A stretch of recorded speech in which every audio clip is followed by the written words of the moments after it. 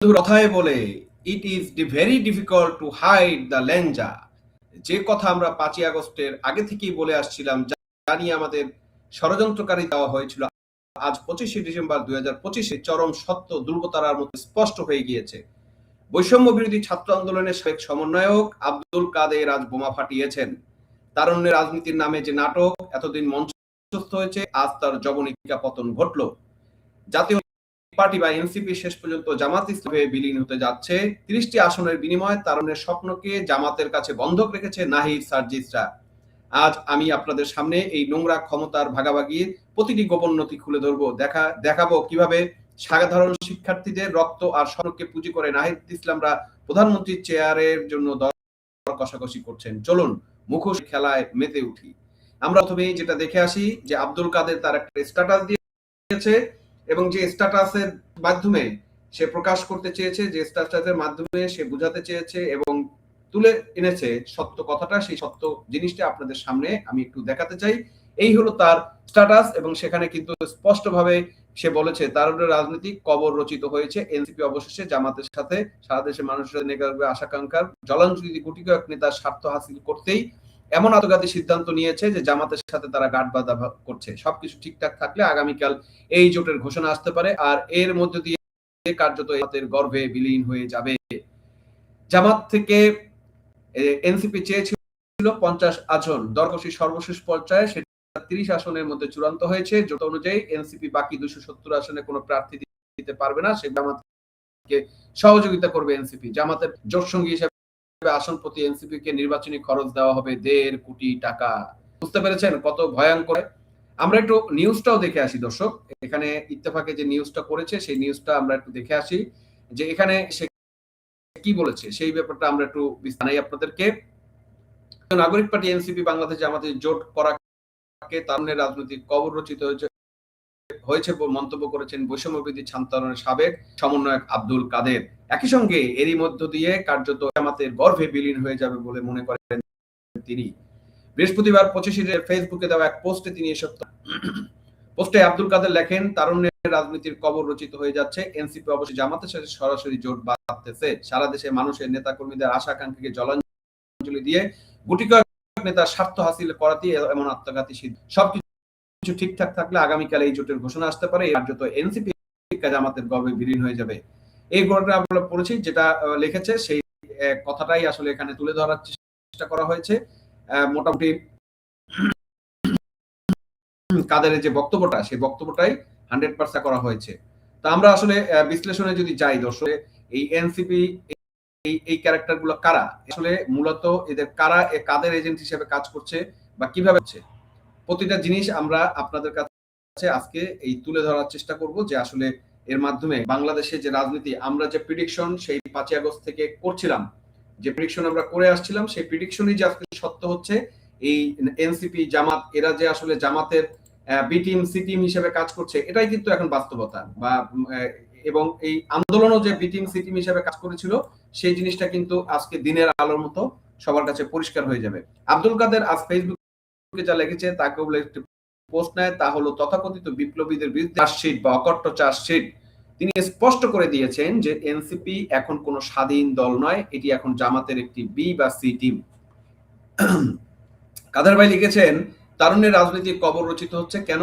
কারণ এনসিপি জামাতের সাথে জোট বাঁধছে, যে হাজার হাজার তরুণ নিজের কেরিয়ার পরিবার বাদ দিয়ে রাজপথে রক্ত দিয়ে একটি বৈষম্যহীন দেশের জন্য তাদের সেই স্বপ্নকে আজ জামাতের কাছে 1.5 কোটি টাকার বিনিময়ে বিক্রি করে দেয়। এটি কি রাজনীতি নাকি কোনো দেশের রাজনৈতিক নিলাম, যেখানে প্রতিটি আসন 1.5 কোটি টাকা বিক্রি হচ্ছে?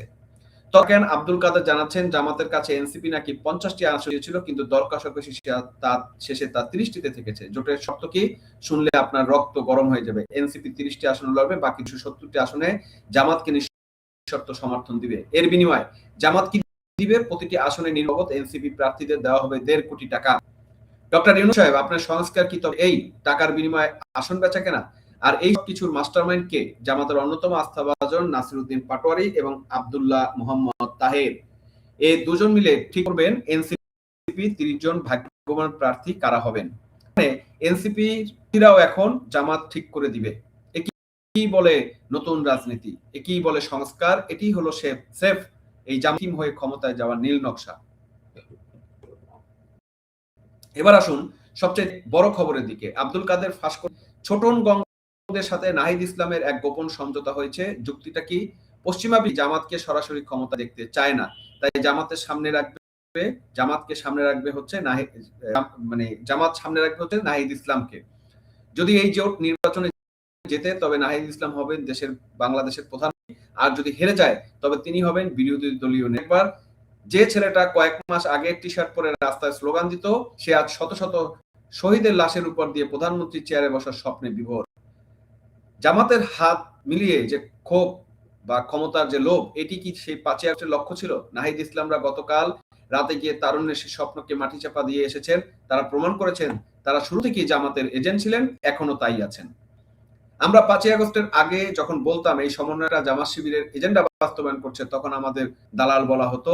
আর আজ আব্দুল কাদের নিজেই সেই সত্য স্বীকার করে নিয়েছেন, এটা কিন্তু বাস্তবতা দেখছেন। তিনি বলছেন, আমরা যেটা বলতেছি, জনগণ এখন যেটা বলছে, আমাদের যে কথা, সে কথায় কিন্তু সেই কথাটাই ফিরে আসে যে এই যে ল্যাঞ্জা যে হাইড করা ডিফিকাল্ট, সেটাই কিন্তু সত্য। এরা যে জামাত শিবিরের লোক, এই নাহিদ সার্জিসরা যে জামাতের, এটা কিন্তু এখন লুকিয়ে রাখার আর কোনো সুযোগ।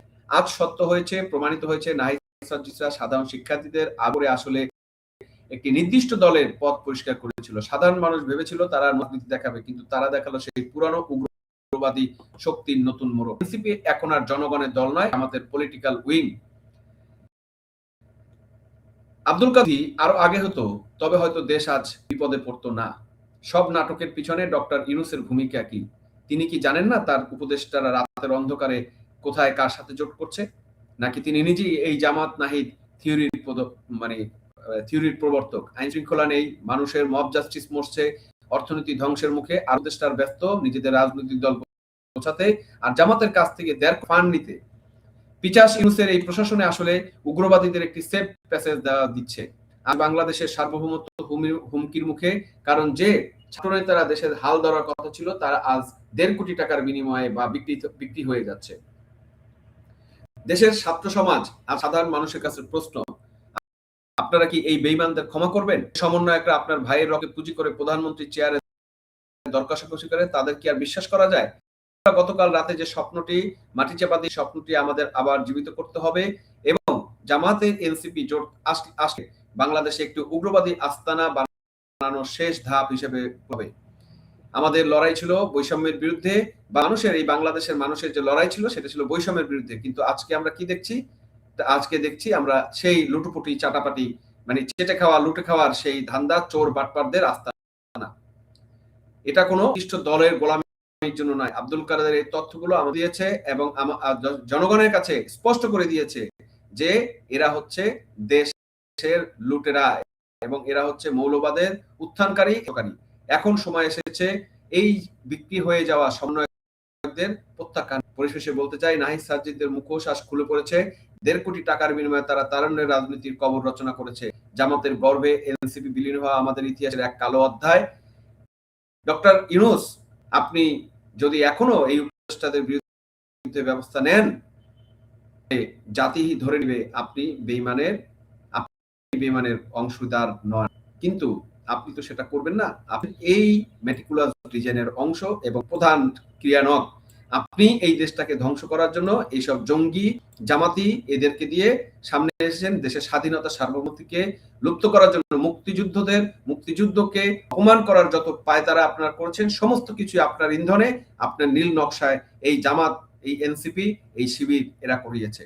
ক্ষমতার লোভ মানুষকে কতটা নিচে নামাতে পারে, তার আদর্শ উদাহরণ হলো এই এনসিপি। বন্ধুরা, আপনার কি মনে হয় নাহিদ ইসলামের বা এই যে তারা যে কাজটা করেছে, তার মাধ্যমে কি এই সত্য কি সবার সামনে আসছে না যে এই নাহিদ সার্জিসরা হচ্ছে জামাতেরই এজেন্ট এবং এরা এই দেশকে পরাধীন করে পাকিস্তানের দিকে নেওয়ার জন্য, পাকিস্তানপন্থী করার জন্যই যে প্ল্যান পরিকল্পনা করছে, তারই বাস্তবতা করছে।